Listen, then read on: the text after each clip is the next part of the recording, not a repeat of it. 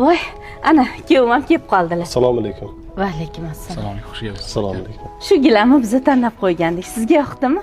Yo'q, bu menga yoqmaydi. Mayli. Agar sizga yoqmagan bo'lsa, boshqa gilamlarni ko'rib tanlang. Xo'p. Ay, erkak. G'ururingni o'ylasang bo'lardi. Yoshlarda nima deysiz? Xafa bo'lmang. Bunaqa voqealar do'konimizda juda ko'p bo'ladi. Mayli, o'ziga yoqqanini tanlaversin. Mayli, yura qol qizim.